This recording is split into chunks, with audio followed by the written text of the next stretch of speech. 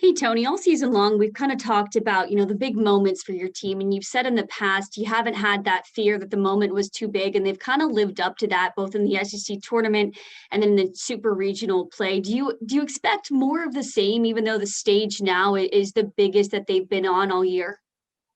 Yeah, I do. I kind of expect it from the other teams that are here too. Although it's an interesting year because no one here can say that they were in Omaha last year because of the pandemic. So I think because of that, and then also just because we're all human, everyone's it'll be inevitable gonna have some sort of extra nerves or different feelings going into the first pitch, or maybe even leading up to the anthem and things like that. But once the game starts, I think our guys are here, and most likely the other teams are here because they've done what you said. They've kind of just played, and regardless if the game is perceived as not a big one or it's big circumstances, they've just played and been more true to who they are. I think they kind of have found a way to put pressure on themselves in other areas that are a little bit more controllable and are a little bit more pertinent to who they are as a specific group, as opposed to worrying about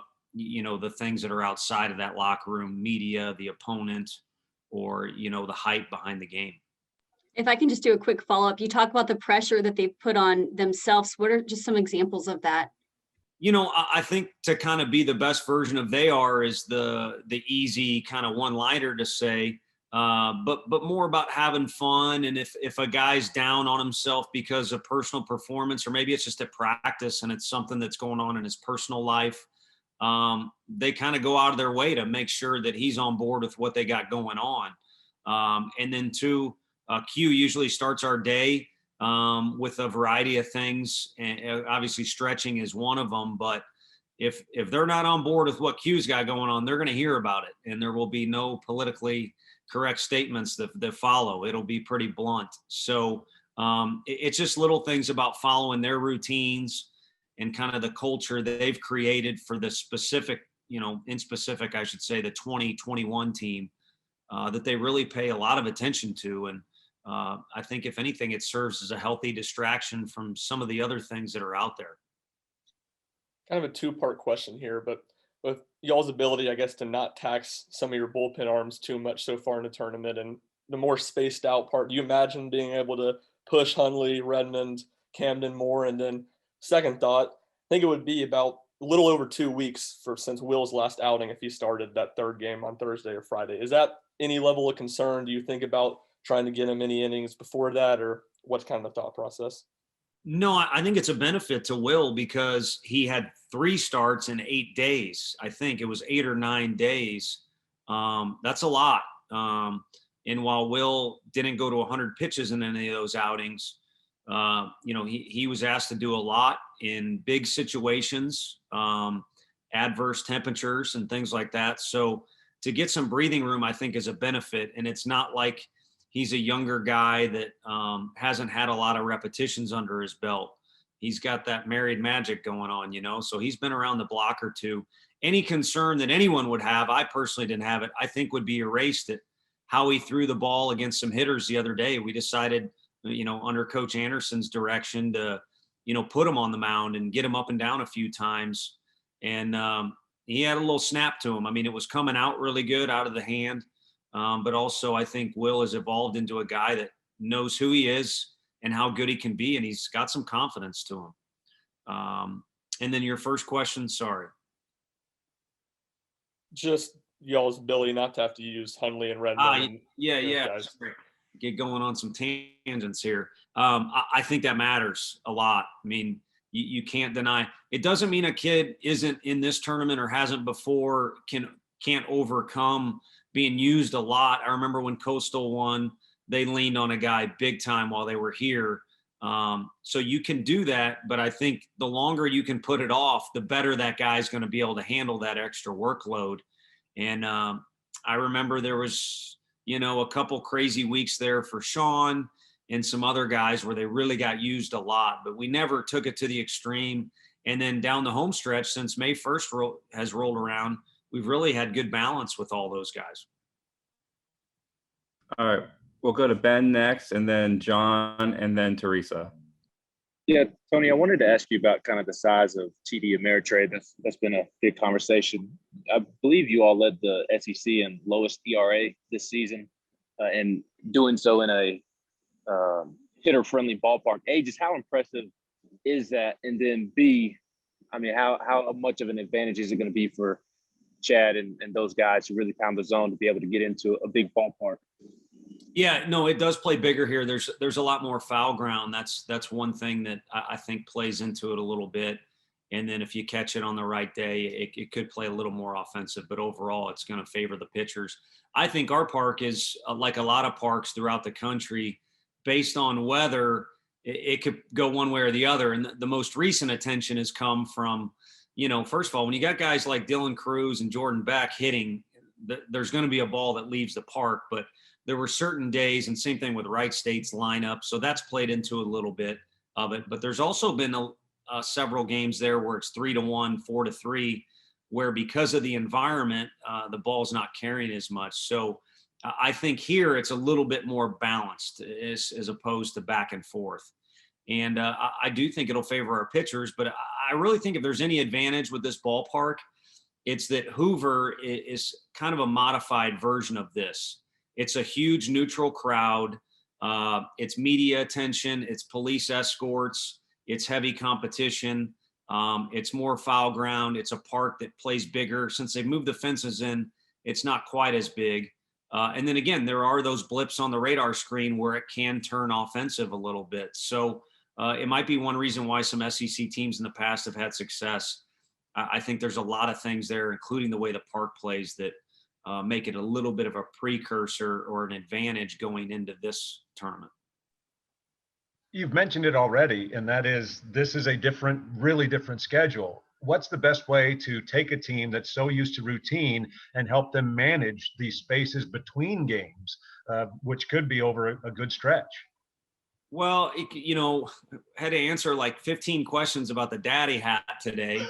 And, we always are preaching hydration, and today we're record temperatures around here.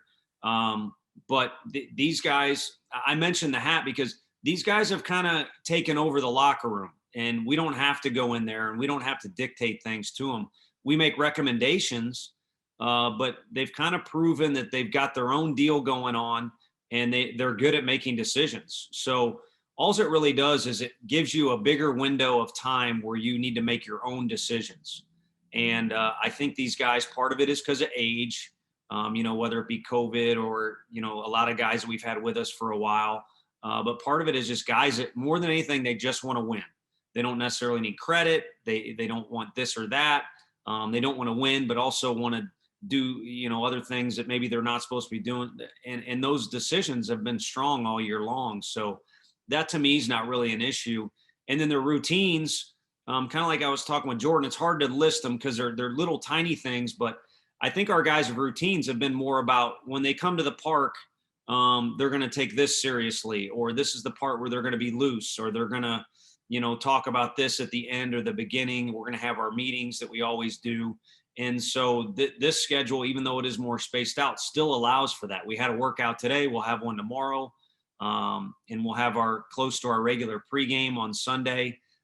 So all in all, I think it balances out okay.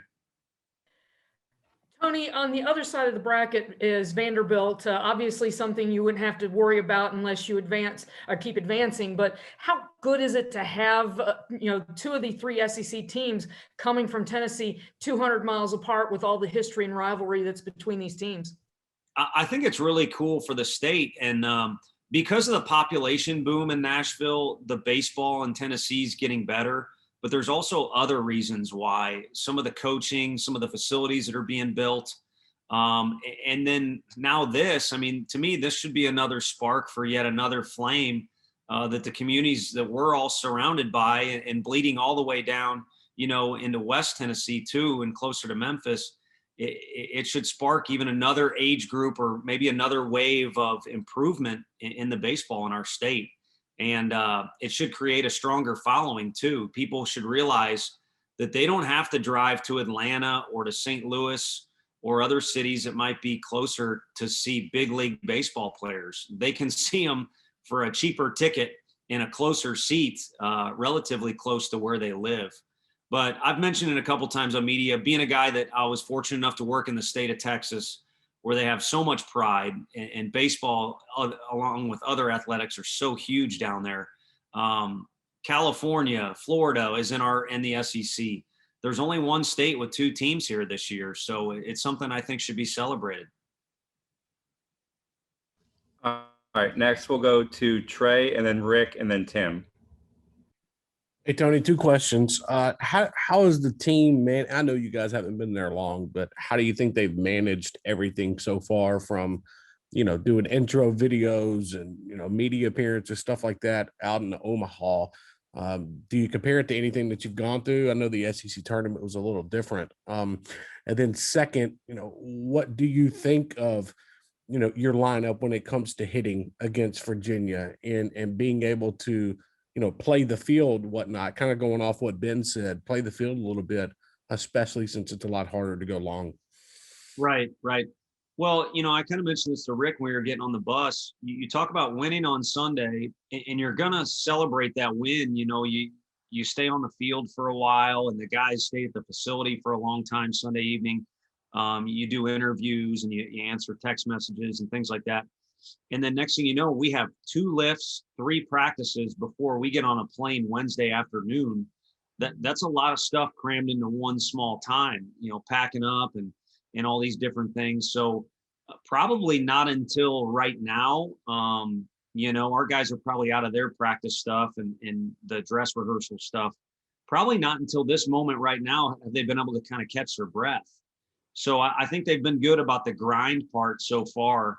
Now it's kind of up to them to relax, and you can come here and you can play hard, and you can also enjoy the experience, especially now because they've spaced it out so much more. And again, I think that comes down to decision making. Our guys have done well with that. And if anything, when they do get their opportunities to get in front of the camera, I don't think anybody will do anything wrong. But we definitely got some guys that like to ham it up a little bit. So I think they'll enjoy it, and they'll give ESPN or you guys or other people stuff to talk about. As far as the park goes with our hitting, we've been in different environments. And like I said, our park, there's been days where you just know it's going to be a low scoring game. And there's been other type of environments we've been in. And we've had games where we win ugly because we just pitched and played defense. You've seen Coach Cheelander move a lot of guys, and we have very balanced stolen base numbers and sacrifice hit numbers. So I think the most fun thing for the fans to watch is, again, watch a couple of these guys like Jordan hit it as far as they can. But that's not how it always works out. And I think the more diversified your portfolio is an offense, the higher percentage of chance you're going to win. And we're playing in a big ballpark against a lefty who I bet his teammates will argue is the best left-handed pitcher in the country, in a program that's very storied and very well versed in Omaha. So I can't tell you exactly what the script is going to look like, but I can tell you the script calls for you better compete your butt off and scratch and claw and find any way to score, however many runs it takes to win the ball game. Tony, Teresa asked some of what I wanted to ask regarding the 2 teams from Tennessee. But yesterday, before leaving Nashville, Coach Corbin was asked about Tennessee and what you guys have done. And he said, after that series back in April, he looked to his staff and he said, that's an Omaha team. So I wanted to ask you about that and the mutual respect for these 2 Tennessee teams. And then second question, how fun was the deal with Peyton the other day? That deal was 0 fun for me. I like hanging out with Peyton. That's really fun because he has a knack for making you feel like you're the superstar. He's just a down-to-earth guy, and is really fun to hang out with. But you first bring in the Zoom deal, and I've yet to really – I wish – we could do this in person with you guys because you can read the room a little better. We can joke with each other. So Zoom is still not my favorite after all this time. And then you throw in the fact you're supposed to do an acting thing with a guy who's probably been in 50 to 100 commercials. He's hosted Saturday Night Live, for gosh sakes. And I got no idea what I'm doing. And I know anything that Peyton's in is going to get attention. So while I'm doing lines or doing whatever's asked, the outtakes would have been really good. But anyway, all I'm thinking is how crushed am I going to get by people for how bad an actor I am? But I'm glad it's over with, and I'm glad to take part in anything with him and to promote Vol fans, coming here for sure. But no, I like I'm more comfortable in the competing thing, and I really, it's crazy to say, enjoy the competitiveness of that Vanderbilt series. So the fact that Coach Corbin had that to say about our club means a lot, because he knows what it looks like. He and a few of the other coaches have been here multiple times, and they know what it looks like. So I wish he would have came over and said that to me on Sunday. I might have been in a better mood, because we did lose that series. But, I think it was something that prepared us for things deeper down the road. And it certainly, in a roundabout way, improved our team. For what it's worth, your acting was first class. I appreciate you saying that, although I know it's one Italian picking up another there. So. All right, Tim, you're next. All right, Tony, this Virginia team kind of flipped a switch back in April. They had a losing record going into April. What do you see in this team? What do they do well? Why are they here in the World Series? What makes them special? Sure. Well, I think like our club, they got some personality to them. I mean, obviously their closers interview took the, Twitterverse or whatever goes on out there by storm. He's comfortable in his own skin and had some great comedy in his interview. Abbott is the lefty that I mentioned we'll see on Sunday, has kind of led the way. But I think it's kind of based off that experience. Their coaching staff has been, together for quite some time.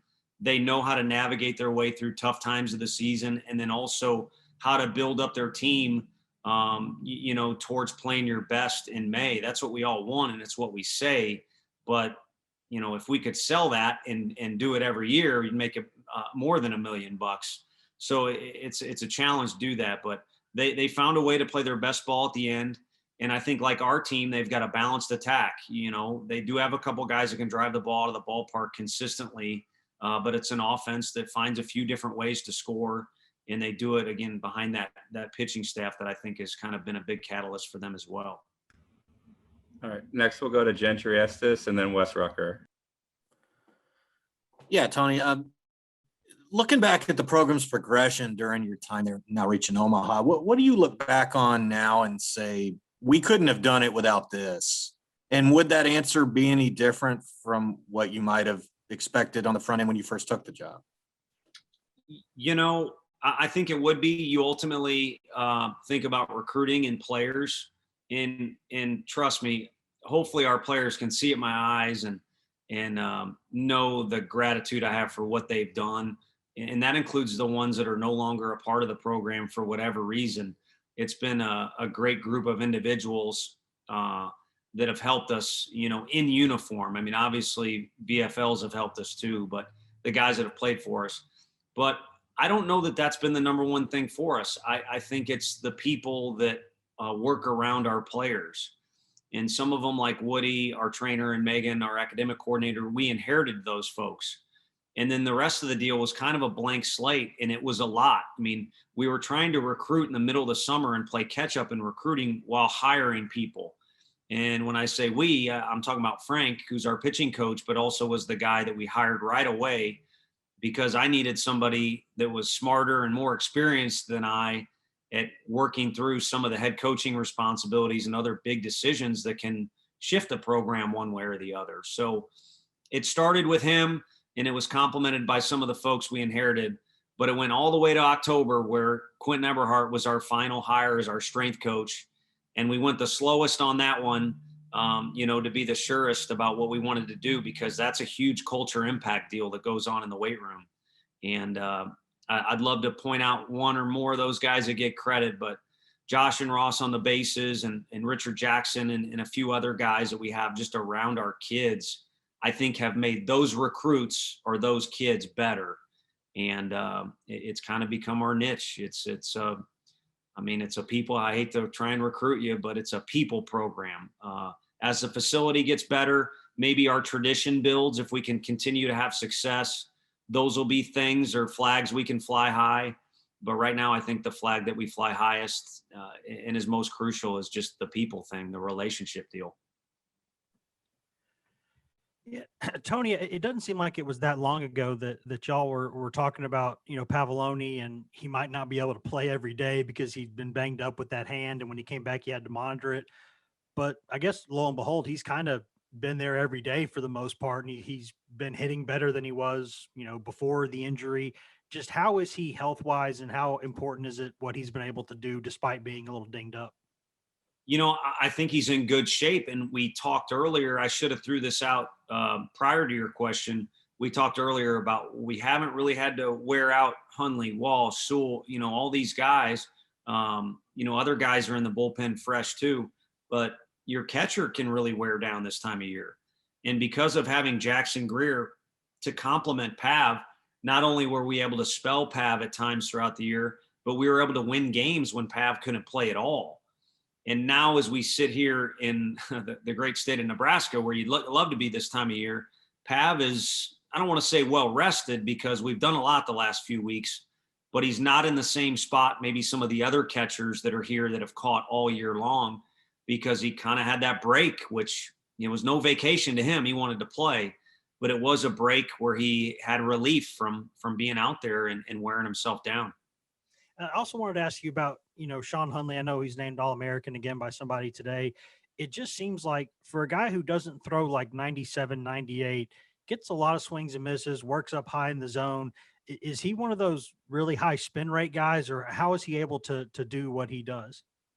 Well, I think part of it starts with who he is. I mean, I know you said, that's kind of part of your question, but I'm going to pull a part of that and say it's who he is. I mean, comes from a great family, great kid, cares about his teammates more than he cares about himself, which is why he's one of our biggest leaders. He's got a work ethic that isn't I'm in your face, I'm going to sweat and, yell stuff in the weight room, but it's a little more strategic. And he's going to find a way to have success because he does not like it when he does not have success.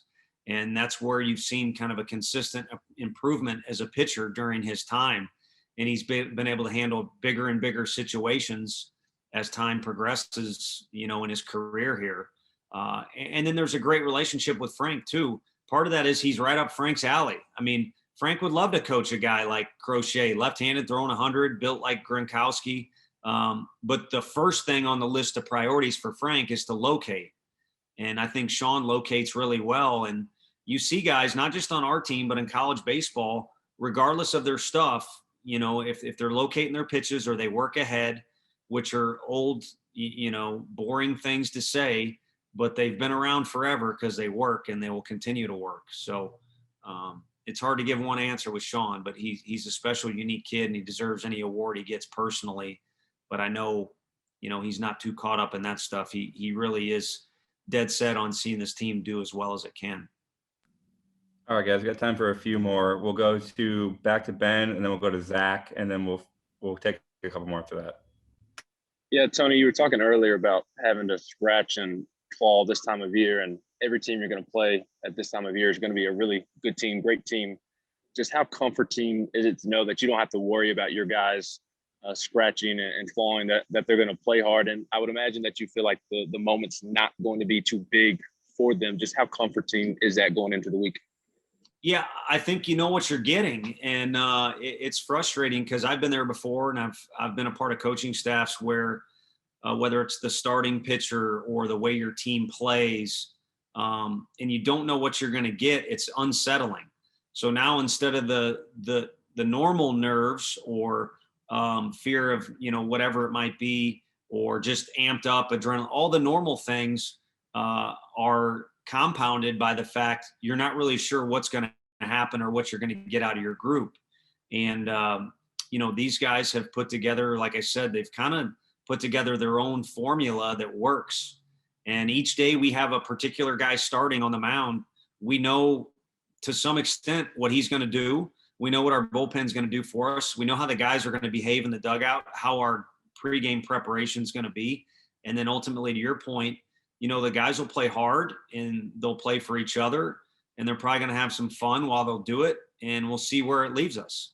And because they have some skill and because they have a ton of determination, it's left us in the win column a good amount of times, which I've been the benefactor of being around. Tony, kind of keeping things super serious. You've had about 30 or so games here to kind of learn these guys while they're on the road.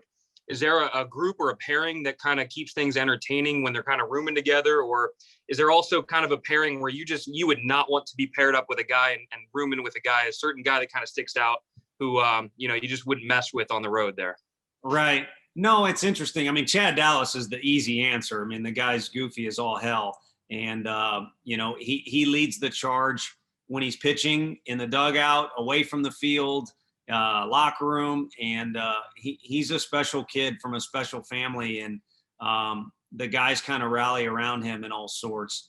Another one that's just been interesting is, with the kids moving out of the dorms, Will Heflin has taken in Blade Tidwell. And it's just been great to kind of see that friendship. And there's a little bit of yin and yang there. It's a pretty cool deal. And then I could go up and down the roster, but a guy like Cortland Lawson, who lives with Fergie and Liam and Pav, guys who are the concrete glue to the middle of our field. Cortland hasn't had as many reps, although he's done well with his.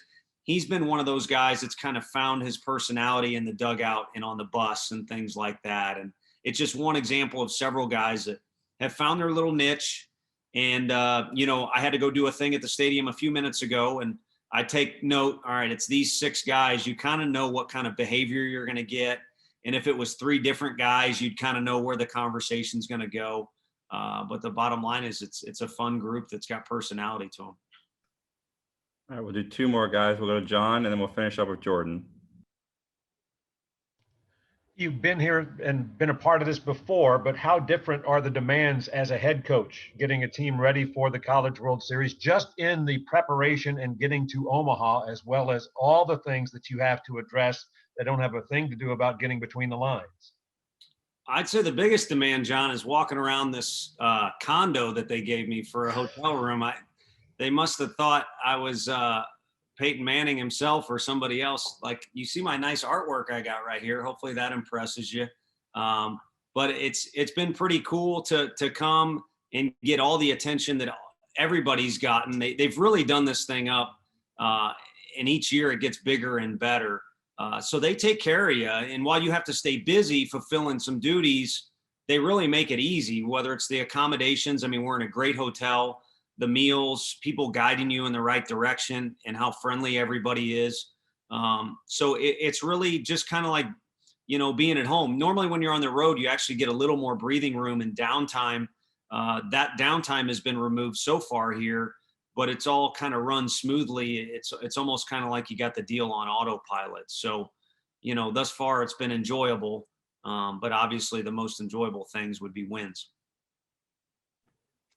Hey, Tony, yesterday before you boarded the buses, you kind of mentioned just the guys soaking in the moment. And I know that you're not just there to get to Omaha, to see Omaha. You want to go there and be there for a long period of time. But for those players who, of course, haven't been there, what's it like just watching them see the ballpark, watching them go through the media that you all have done today and kind of get to see some of the benefits of the hard work that they've done this season? Yeah, I've caught myself a few times. It's interesting. They flipped the switch. And when we've done some training stuff or a meeting, you can see there's a sense of focus to the guys. But outside of that, it's not like, holy cow, it's the first time they've been in the big city or anything like that type of deal. But you see some smiles and some vibes kind of coming off them that make you for a moment feel like you're one of them, 18, 19-year-old bright-eyed kid that's experiencing something really special that they've dreamt about. So you can either, like I said, at times feel it, see it, or both.